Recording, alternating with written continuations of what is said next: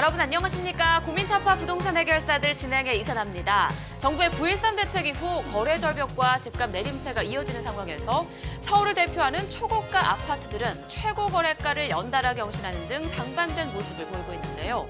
또 여기에 정부가 주택 추가 공급 방안을 발표하면서 부동산 시장에 미칠 영향에 관심이 쏠리고 있습니다. 자, 이런 상황에서 여러분만의 성공 투자 전략이 필요하시다면 오늘도 저희와 함께 하시기 바랍니다.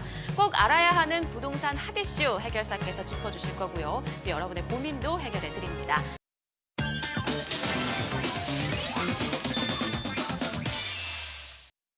생방송으로 함께합니다. 고민타파 부동산 해결사들. 먼저 오늘 함께해 주실 해결사부터 모셔보겠습니다. 주식회사 JPK 리얼티의 정준한 해결사 나와주셨습니다. 안녕하세요. 네, 안녕하세요.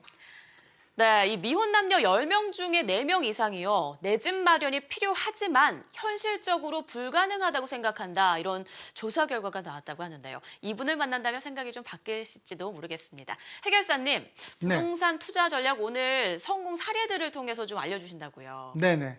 과거나 지금이나 뭐 실수하시는 분들도 있을 거고요. 부동산 투자. 또 과거에 이제 성공됐던 사례들도 있을 텐데요. 오늘 이 시간에는 좀 성공했던 그러한 사례에 대해서 실제 사례를 한번 설명드려서 우리 시청자분들의 어떤 작은 계획이나 플랜에 맞게끔 또 잘 찾아내시면 성공된 투자가 되지 않을까 싶습니다. 자, 오늘도 여러분들한테 부동산 해결사들의 정준환이 준비한 내용은 정준환의 부동산 레시피 내용을 한번 설명드려 보겠습니다. 위에서 보시는 것처럼 이제 사례로 알아보는 부동산 투자, 이 투자의 샘플은 제가 10가지로 한번 준비했고요. 각자마다 자금과 어떤 실제 사례는 좀 다른데요. 오늘 이 시간에는 이제 세 가지 정도의 얘기를 드려보도록 하겠습니다. 첫 번째, 상가주택 대체 상품인 이주자 택지의 위례 신도시에 대한 사례를 말씀드릴 거고요. 두 번째는 재개발 지역. 재개발 지역에 좀 투자 금액이 좀 적게 먹히는 다세대, 굉장히 좀 오래된 얘기긴 하겠습니다만 재개발에 대한 어떤 투자를 하시는 분들이 참고하셨으면 좋겠고요. 세 번째는 반발 앞선 지역의 연립 등 뭐 아파트일 수도 있고 연립에 대한 어떤 사례를 설명드릴까 합니다. 첫 번째 사례로 보면 2014년도니까 한 5년 전 정도 되겠네요. 수익형과 차익형 동시에 충족할 수 있는 이 상가주택이 상당히 많이 올랐기 때문에 이 상가주택에 대한 대체 상품을 한번 저희가 투자 상담을 해드려서 실제로 컨설팅을 해드렸던 사례인데요. 위례입니다. 자, 자녀들이 모두 출가한 상태이고 일정한 월세가 필요한 상태였어요. 안타깝게도 이분이 이제 사별한 여성 고객분이셨고요. 여유자금은 11억대 정도의 자금이 있으셨고요. 연령은 62세. 희망 투자 상품은 특별하게 없었던 케이스고요.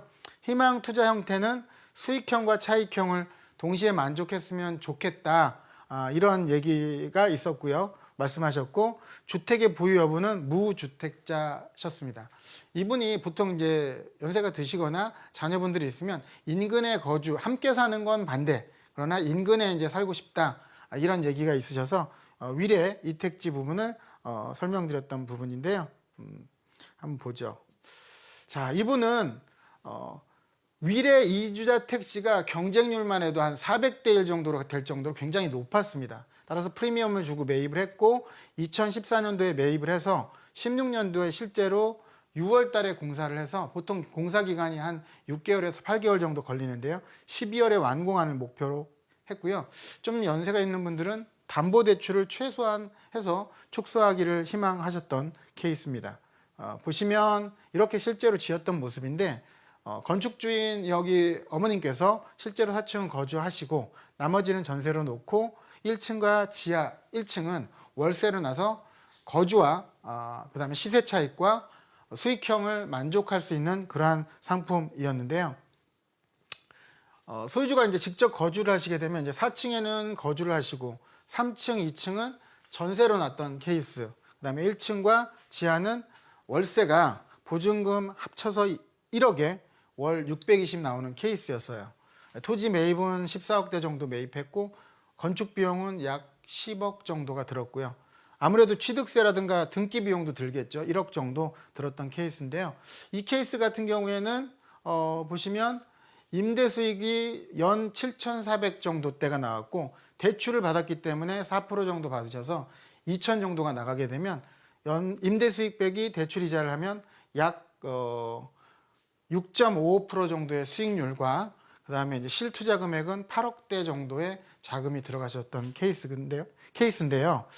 이분이 만약에 거주를 안 하고 대출금을 축소를 하고 비거주를 하게 된다면 실제 투자 금액은 약 2억 정도가 줄게 됩니다. 계산상으로 보면 대출을 좀 5억에서 앞서 받았던 거에서 2억으로 줄이고 임대를 놓는 전략이죠.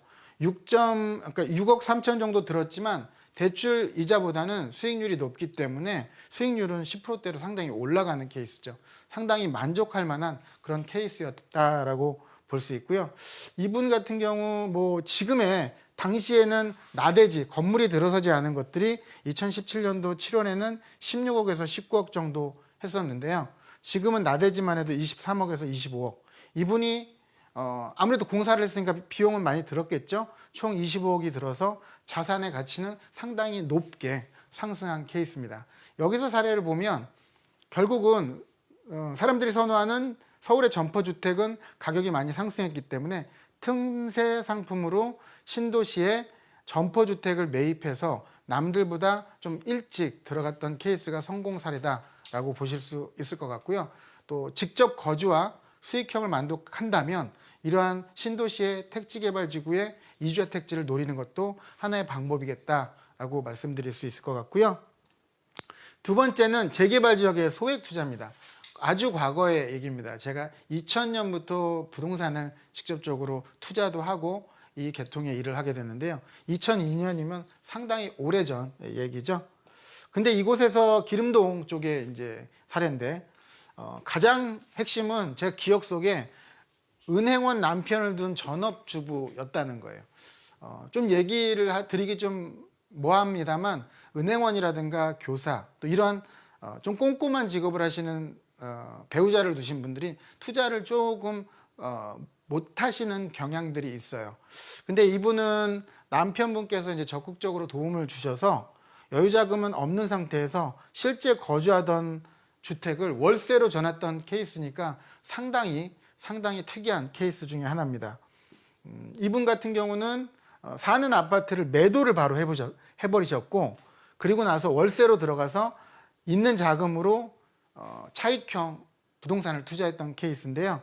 기름동의 예전에 5구역, 6구역 정도가 시유지라고 해서 서울시에서 보유하고 있는 땅들을 매입을 하게 되면 투자 자금이 좀 적게 들어가는 그런 투자 전략인데요. 이분께서는 조금 공격적으로 하셔서 한 20평형대 정도의 건물에 대지 지분 한 6, 7평 정도 됐던 그런 케이스인데 약 과거의 얘기니까 1억에서 1억 5천 두 개를 매입하셔서 1억대에서 1억 1,500대를 매수를 하셔서요.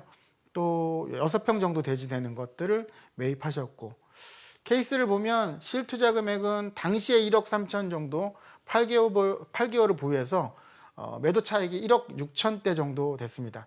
여기서 볼 때 이 케이스는 용기를 냈던 케이스인 것 같아요.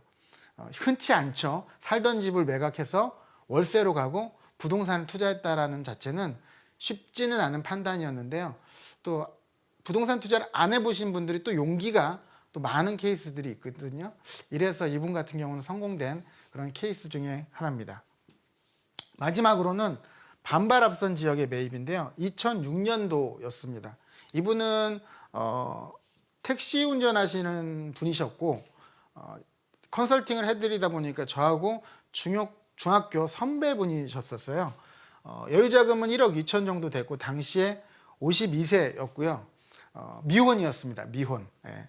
희망 투자 상품은 없었고 그 다음에 이제 무주택자셨죠. 다만 보통의 투자를 많이 안 하신 분들은 멀리 가기를 좀 꺼려하고 어떤 아는 지역을 매입하기를 원하거든요. 따라서 본가 주변의 아파트에 매입을 하시게 된 케이스인데요. 여유자금과 생애 최초 대출을 받아서 레버리지를 극대화하셨고요. 서부 이촌동에 있는 대림아파트 24평형을 매입했던 케이스인데요. 이분이 아주 좀 대박이 난 케이스예요. 도시개발 사업을 가서 투자 금액은 1억 2천 정도 됐는데 이익은 약 7억 정도 났습니다. 어마어마한 금액이 났죠. 이유는 이 지역이 개발을 하겠다라고 발표를 하면서 천정부지로 가격이 상승했던 케이스입니다. 따라서 이분 같은 경우 운이 좋았던 케이스인데요. 1억 2천 투자해서 약 시세 차익만 7억대, 그리고 바로 매각을 했을 때 2억에서 3억대 정도의 이익을 봤으니까 굉장히 이익을 많이 봤던 케이스 중에 하나입니다. 이러한 어떤 사례들을 통해서 여러분들한테 접목을 한다면 성공된 케이스가 될 수도 있겠습니다만, 앞서 말씀드렸던 집을 거주하던 걸 월세로 갔을 때 투자를 잘못하게 됐다면 굉장히 큰 또 낭패가 되겠죠. 여러분들의 성향에 맞게끔 또 환경에 맞게끔 투자하시는 게 좋을 것 같고, 비단 성공만 있는 건 아니고 실패도 있다라는 얘기도 첨부해서 드리고 싶습니다. 오늘 공부한 내용은 여기서 마치도록 하겠습니다.